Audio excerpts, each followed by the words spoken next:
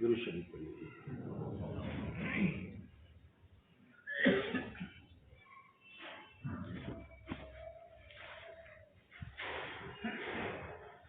اللهم صل على سيدنا ونبينا مولانا محمد وعلى آل سيدنا ونبينا مولانا محمد وبارك وسلم۔ الحمد لله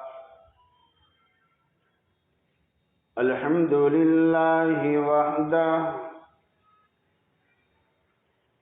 والصلاة والسلام على من لا نبي بعده، لا نبي بعده ولا نبوة بعده، أما بعد فأعوذ بالله من الشيطان الرجيم،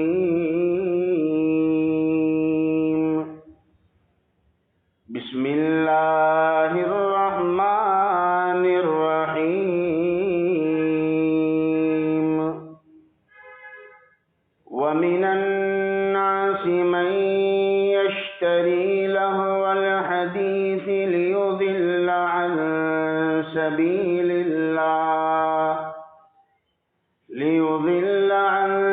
سبيل الله بغير علم ويتخذها هزوا، أولئك لهم عذاب مهين۔ صدق الله مولانا العظيم۔ الہی پھر عطا کر ہم کو ذوق درس قرآنی، نہ ہو رسوا الہی اب تو یہ شان مسلمانی،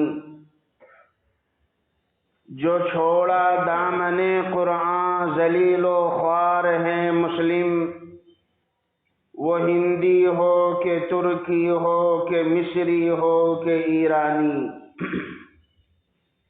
معزز بھائی اور بزرگوں، ابھی میں نے آپ حضرات کے سامنے سورہ لقمان 21واں پارہ اس کی ایک آیت تلاوت کی ہے۔ آج کل ہم دیکھتے ہیں کہ ہمارے معاشرے میں گانا بجانا، میوزک اور سنگیت کا رواج بڑھتا جا رہا ہے۔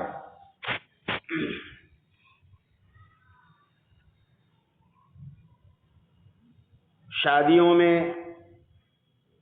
اس کا باقاعدہ انتظام کیا جاتا ہے، گھروں کے اندر زور زور سے گانے بجائے جاتے ہیں، گلیوں کے اندر گانے میوزک کی آواز گونجتی ہے، اور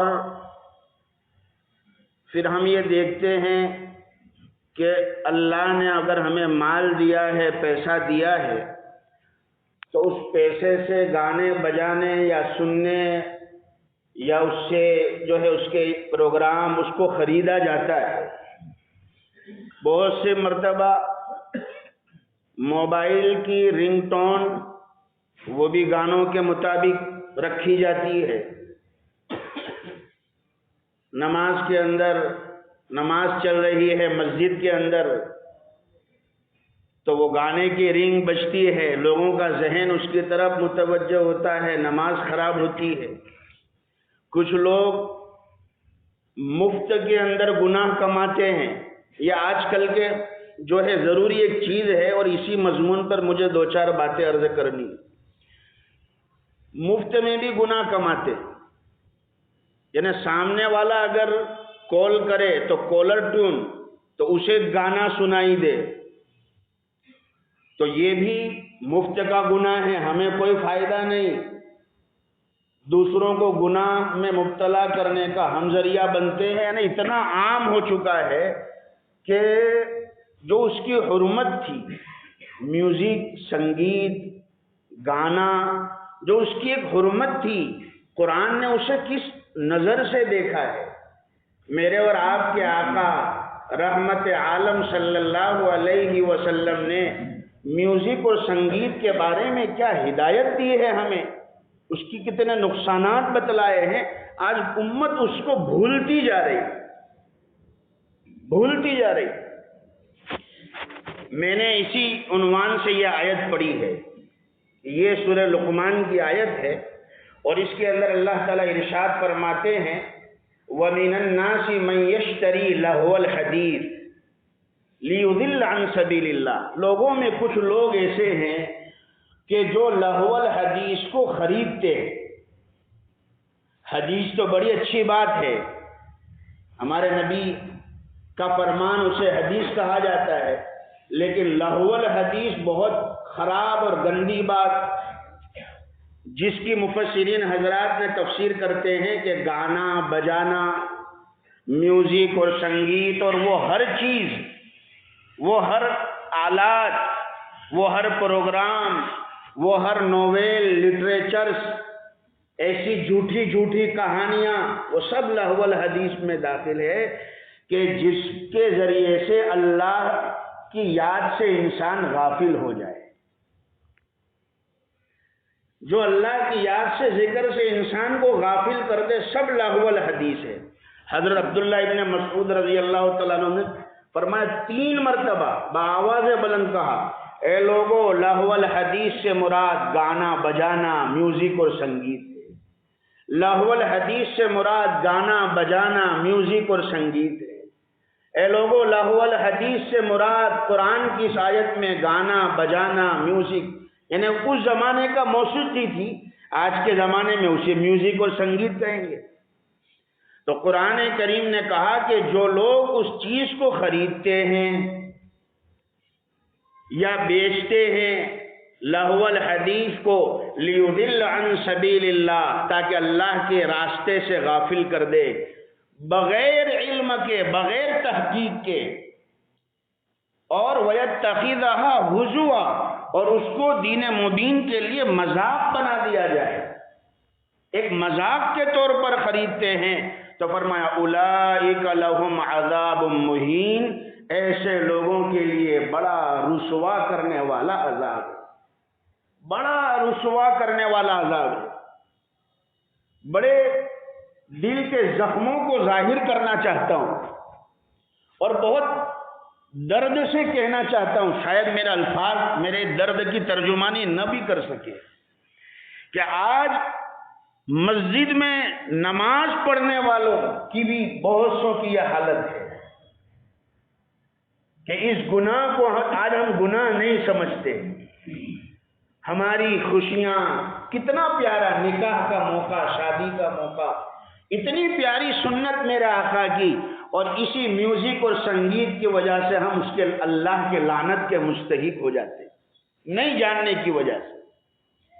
یہ آیت ہے، مفسرین حضرات نے اس کی تفسیر میں لکھا ہے کہ ہر وہ چیز جو اللہ کے ذکر سے غافل کر دے، وہ لہو الحدیث کے اندر شامل ہے، اور اس کی بہت بڑی وبا ہے۔ اصل میں یہ آیت نازل ہوئی ایک واقعے میں، واقعہ بڑا لمبا ہے، میں شارٹ کر دوں۔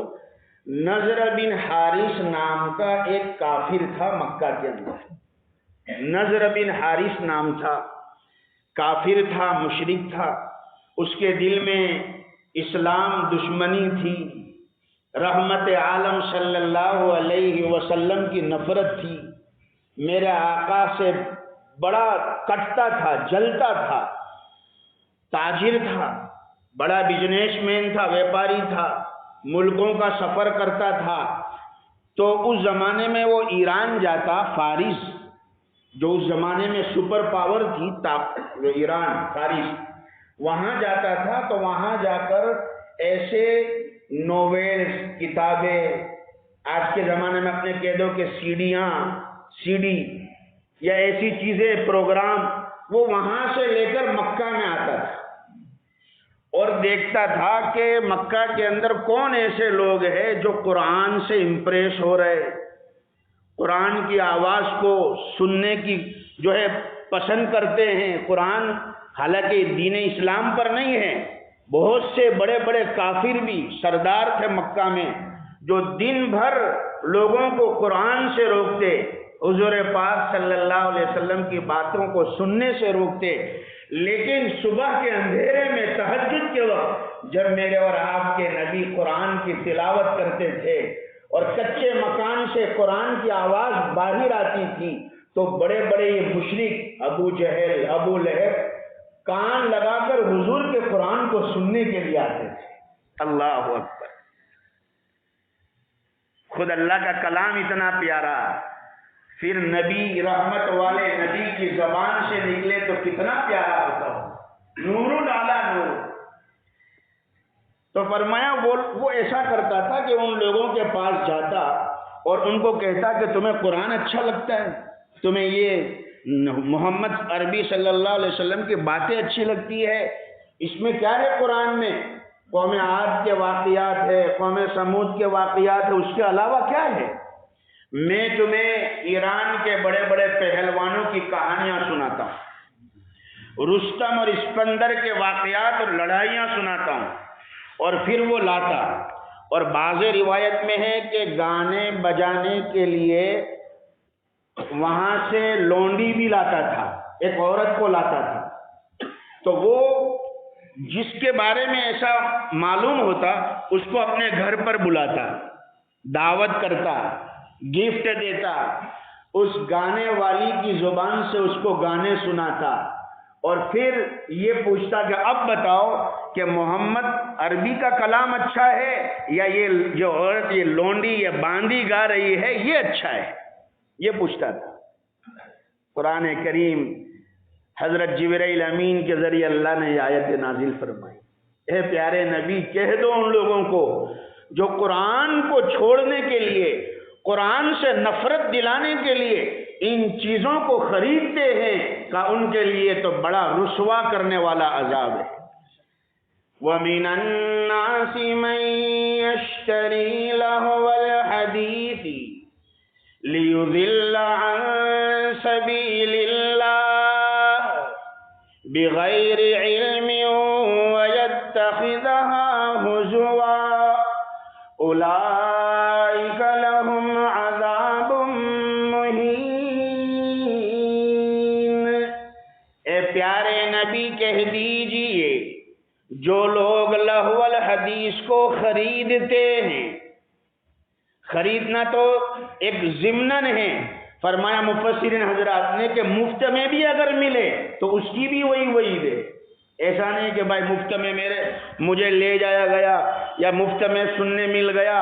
نہیں، خرید کر ہو یا مفت میں ہو، مقصد یہ ہے کہ جو گانے بجانے میوزک سنگیت کی آواز کو سنتا ہے یا اس کو خریدتا ہے یا اس پروگرام میں شامل ہوتا ہے یا لوگوں کو سنانے کا اور لوگوں کے گناہ کا ذریعہ بنتا ہے، فرمایا بڑا رسوا کرنے والا عذاب. اس سے دین مبین کی مذاق ہوتی ہے، لوگوں کی گمراہی کا ذریعہ بنتا ہے. قرآن کہتا ہے صاف کیا، بے شمار احادیث ہے. حدیث مبارکہ میں ایک لمبی فہرست ہے میرے اور آپ کے آقا نے میوزک اور سنگیت کی برائی میں کیا کیا ارشاد فرمایا. اگر ہم اسے سنیں تو ہمارے بدن کے رونگٹے کھڑے ہو جائیں. مفت میں ہم موبائل کی رنگ ٹون میوزک اور سنگیت پر لے کر گناہ کماتے. کالر ٹیون کے اندر دوسروں کو سنانے کے لیے جو ہے گانے اور میوزک کی رنگیں اس کے اندر رکھی جاتی ہے اور ہم گناہ کماتے. فرمایا میرے آقا نے سب سے پہلی حدیث اس وعید میں حضور پاک صلی اللہ علیہ وسلم فرماتے ہیں اے لوگوں مجھے اللہ نے دنیا والوں کے لیے رحمت بنا کر بھیجا ہے، رحمت للعالمین بنا کر بھیجا ہے، اور مجھے اللہ نے اس لیے بھیجا ہے کہ میں گانے بجانے میوزک اور سنگیت کی اس کے آلات اور اس کے اسباب جو ہے اسے توڑ دوں. مجھے اللہ نے توڑنے کے لیے بھیجا ہے. موسیقی، سنگیت، میوزک کی آواز کو توڑنے کے لیے یا اس کے سامان کو توڑنے کے لیے اور اس کو ختم کرنے کے لیے مجھے اللہ نے دنیا میں بھیجا ہے۔ کتنی بڑی بات ہے کہ رحمت والے نبی صلی اللہ علیہ وسلم فرماتے ہیں کہ مجھے اللہ نے بھیجا ہی دنیا میں اسی لیے کہ میں اس آواز کو ختم کروں یا بند کروں۔ جس چیز کو ہمارے نبی مٹانے دنیا میں آئے تھے، اس چیز کی اگر ہم ہی جو ہے بیج بوئے، اگر ہم ہی اس کی جو ہے ایجاد کرے اور ہم ہی اس کا ذریعہ بن جائے تو کیا اللہ اس کا رسول ہم سے راضی ہوں گے؟ کیا حضور پاک صلی اللہ علیہ وسلم کی قیامت میں ہمیں شفاعت نصیب ہوگی؟ میں اپنے نوجوان بھائیوں سے کہتا ہوں اور اس ریکارڈنگ کے ذریعے سے جہاں جہاں تک آواز پہنچے گی ان سب کو کہنا چاہتا ہوں، ڈھول تاشوں کو مٹایا میرے نانا نے سنو۔ محرم الحرام کے مہینے میں ڈھول تاشوں کو مٹایا میرے نانا نے سنو، تم میرے نام پر تاشوں کو بجاتے کیوں ہو؟ میرے نانا نے تو اس آواز کو مٹایا اور دنیا میں اس کو ختم کرنے اور قرآن کی آواز کو، اللہ کی بڑائی کے نغموں کو اور رحمت والے نبی کی ثنا، مدح اور نظم اور تعریف کو بلند کرنے کے لیے بھیجا ہے، اعلاء کلمت اللہ کے لیے بھیجا ہے۔ تم میرے نام پر تم ڈھول تاشے بجاتے ہو۔ ایک حدیث میں میرے آقا نے فرمایا، قیامت سے پہلے لوگوں کے بعض لوگ ایسے ہوں گے قیامت سے پہلے ان کے چہروں کی شکلیں اللہ بدل دے گا۔ اللہ ہم سب کی حفاظت فرمائے۔ قیامت سے پہلے اللہ رب العزت کچھ لوگوں کی صورتوں کو بدل دے گا اور بندر اور خنزیر کر دے گا۔ بندر کی شکل اور خنزیر یعنی سور، ڈکر، اس کا نام لینا بھی یہاں پر جو ہے ایک بے ادبی لگتی ہے۔ اللہ ان کی شکلوں کو ایسا کر دے گا بندر اور خنزیر کی شکل میں۔ صحابہ نے پوچھا کہ اللہ کے حبیب صلی اللہ علیہ وسلم، کیا ایمان والوں کے لیے آپ یہ کہہ رہے؟ یعنی بہت ڈرنے کی بات، کتنی بڑی وعید ہے۔ کیا مومنوں کے لیے؟ کیا وہ مسلمان ہوں گے جن کی شکل اللہ بدل دے گا؟ تو آقا نے فرمایا، مسلمان کیا اللہ کو ایک ماننے والے ہوں گے، محمد مجھے اللہ کا نبی رسول مانتے ہوں گے، اور فرمایا حدیث پاک میں کہ روزے بھی رکھتے ہوں گے، روزے دار ہوں گے، مجھے اللہ کا رسول مانتے ہوں گے اور خدا کی خدائی کا اعلان اور اقرار کرتے ہوں گے۔ فرمایا ان میں بھی اللہ تعالیٰ شکلوں کو بدل دے گا۔ تو صحابہ نے پوچھا کہ اللہ کے حبیب، بڑی سخت وعید ہے، سوچنے کی بات کہ اللہ کے حبیب صلی اللہ علیہ وسلم کہ روزے دار، ایماندار، اللہ اس کے رسول پر ایمان رکھنے والے روزے دار، کیا ان کی بھی شکل اللہ بدل دے گا؟ وہ کون سا گناہ ہوگا؟ تو آقا نے فرمایا، گانے بجانے کو اور گانے والیوں کے پروگرام دیکھنے کو وہ لوگ پسند کرتے ہوں گے اور اس کے عادی بن جائیں گے، گانے والی عورتوں کے عادی بن جائیں گے، شراب نوشی عام ہو جائے گی، لہو و لعب کے اندر مبتلا ہو جائیں گے۔ فرمایا اللہ تعالیٰ ان کے چہروں کو خنزیر اور بندر کی طرح بنا دے گا۔ محدثین حضرات نے اس حدیث پر بڑی بڑی باتیں لکھی ہے، بس ایک بات کہہ دوں۔ فرمایا ایک مطلب تو یہ ہے کہ حقیقت میں اللہ چہرے بدل دے گا، حقیقی معنی مراد ہے۔ جیسے بنی اسرائیل میں قرآن گواہ ہے، بنی اسرائیل نے جب اپنے نبی کی بات کو نہیں مانا تو اللہ نے ان کو بندر بنا دیا، قرآن اس کا شاہد ہے۔ قردۃ خاسئین، ہم نے ان کے چہروں کو، ان کے بدن کو بندر بنا دیا۔ اور جس قوم پر اللہ کا عذاب آتا ہے وہ دنیا میں صرف 3 دن زندہ رہ سکتی ہے۔ مفسرین حضرات نے فرمایا کہ وہ بندر کی قوم جو انسان تھے اور بندر بنائے گئے 3 دن زندہ رہے، اس کے بعد اللہ نے ان کو بھی دنیا سے نابود کر دیا۔ تو حقیقی معنی مراد ہے کہ قیامت سے بالکل قریب ایسا ہوگا، اللہ کچھ لوگوں کے چہروں کو مسخ کر دے گا۔ اللہ ہماری حفاظت فرمائے، ہماری نسلوں کی اللہ حفاظت فرمائے۔ حقیقی معنی یہی گانے بجانے اور میوزک اور سنگیت کی وجہ سے۔ دوسرا مطلب یہ بتایا کہ مجازی معنی مراد ہے۔ مجازی معنی کیا؟ کہ چہرے تو ایسے ہی رہیں گے، چہرے نہیں بدلیں گے، مگر جو خنزیر اور بندر کی صفت ہے وہ صفت ان کے اندر آ جائے گی۔ بندر کی جو عادت ہے، بندر کی جو صفت ہے، خصوصیت، اور خنزیر کی خصوصیت وہ آ جائے گی۔ خنزیر کی خصوصیت کیا ہے؟ کہ خنزیر کو گندگی پسند ہے، خنزیر کو، سور کو گندی چیزیں پسند ہیں۔ فرمایا کہ خنزیر کی صفت آ جائے گی اس گانے بجانے میوزک اور سنگیت کی وجہ سے کہ وہ بے حیا، ان کے مرد جو ہے وہ بے غیرت بن جائیں گے اور عورتیں جو ہے وہ بے حیا ہو جائیں گی۔ عورتوں میں سے حیا نکل جائے گی اور مردوں میں سے غیرت نکل جائے گی۔ فریاد ہے اے کشتی امت کے نگہباں، بیڑا یہ قریبا کے تباہی کے پڑا ہے۔ تدبیر نہیں کوئی سنبھلنے کی ہمارے، بس ایک دعا تیری کے مقبول خدا ہے۔ مردوں میں بے غیرتی آ جائے گی، نوجوان لڑکیاں باہر نکلے گی، باپ فخر سے کہے گا ارے میری لڑکی تو یہ کرتی ہے، ارے میری لڑکی تو یہ، بے پردہ ہو کر نکلے گی۔ اللہ اکبر، اللہ اکبر۔ بے پردہ نظر آئی جو کل چند بیبیاں، اکبر زمین میں غیرت قومی سے گڑ گیا۔ اکبر الہ آبادی۔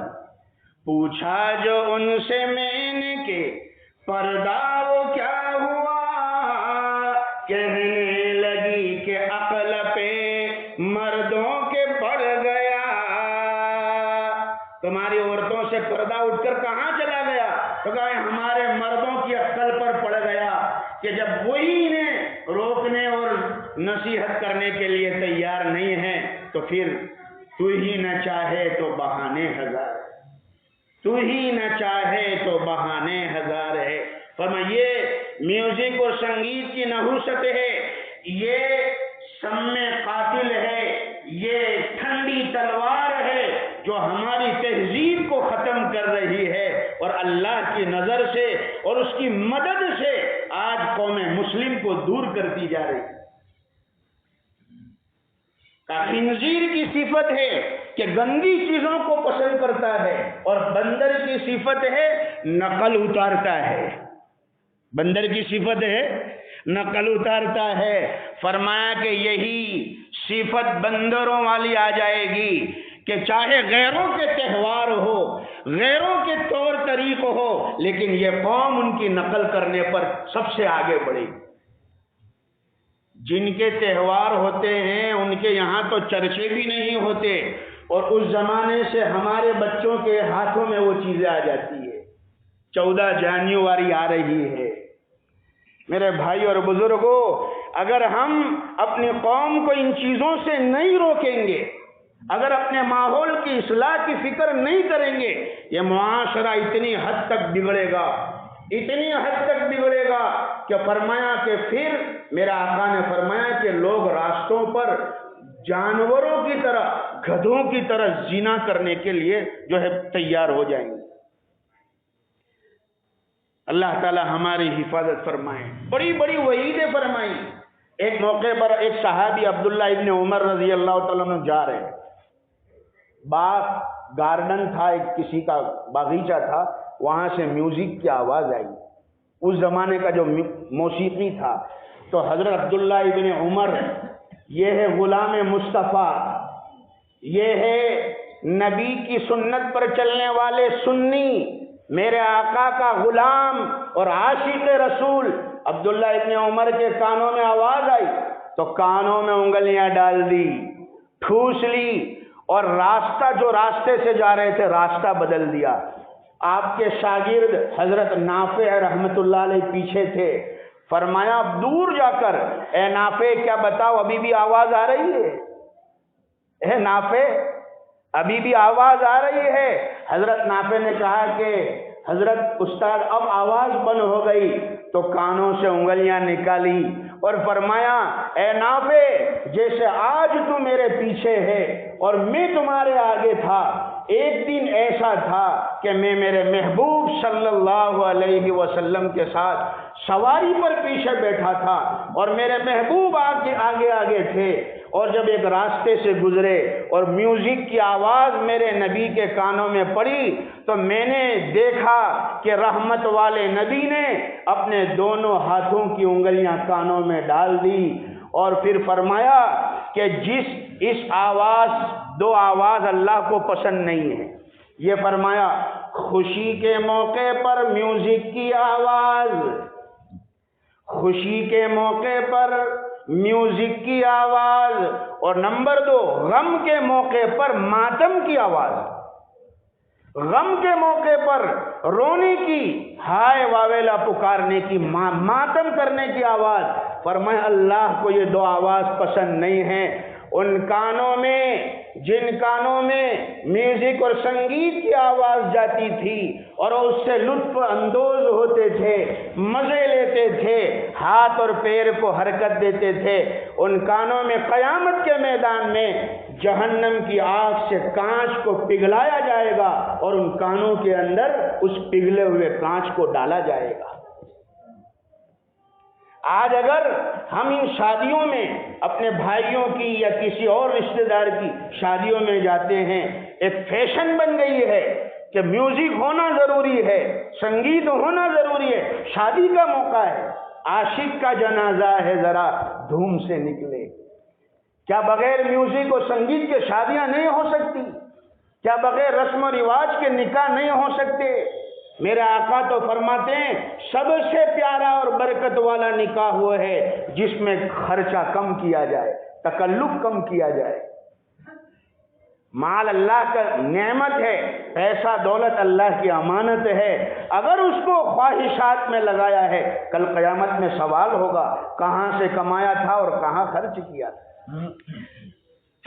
اگر ہم ایسی جگہوں پر جانا چھوڑ دیں، دیکھیں ایک سب سے آسان علاج یہ ہے جہاں میوزک ہو رہا ہے، جن شادیوں میں میوزک اور سنگیت ہو رہا ہے، اگر ہم ایسی جگہوں پر جانا چھوڑ دیں، ہم بائیکاٹ کریں کہ ہم شادی میں نہیں آئیں گے، ہم آپ کی دعوت میں نہیں آئیں گے اگر سنت کے خلاف ہے یا میوزک اور سنگیت ہے، تو پھر انشاءاللہ العزیز یہ ہو سکتا ہے کہ ایک قدم ہمارا بہتر ہو اور جو ہے ہماری قوم اس سے جو ہے بچنے کی کوشش کرے. ہو سکتا ہے. اللہ تعالی ہمیں ان گناہوں سے، ان برائیوں سے بچنے کی توفیق عطا فرمائیں. اور اس کے جو نقصانات ہیں، میرے آقا کی بد دعائیں ہیں کہ جو میوزک اور سنگیت کو بجاتا ہے یا سنتا ہے کفر تک پہنچنے کا خطرہ ہے، کفر تک پہنچنے. اور فرمایا کہ اس کے لیے بد دعا ہے کہ اللہ اس کو جہنم کے اندر اوندا لٹکاوے کہ جس کے کانوں کے اندر میوزک اور سنگیت پہنچتے. اللہ تعالی ہم سب کی حفاظت فرمائے. اور اصلاح معاشرہ کی جو ایک کوشش چل رہی ہے، ان بیانوں کے ذریعے سے ہم دعوت چلائے، خود بھی آئے، لوگوں کو بھی لائے. ایک ہفتے میں ایک دن تو ہمیں ملتا ہے، وہ بھی ہم ٹکورے والی جمعہ پڑھے، ٹکورے والی جمعہ بس خطبہ سن لیا، نماز پڑھ لی، ہو گیا. نہیں، دعوت چلائے، بیان کہ بھائی اصلاح کی باتیں ہوتی ہے، ہم اپنے آپ کو لائے اور اس نیت سے کہ کہنے والا اس لیے نہیں کہتا کہ کوئی ہمارا دشمن ہے، ایک ہماری قوم کی اصلاح کے لیے بات کہی جا رہی.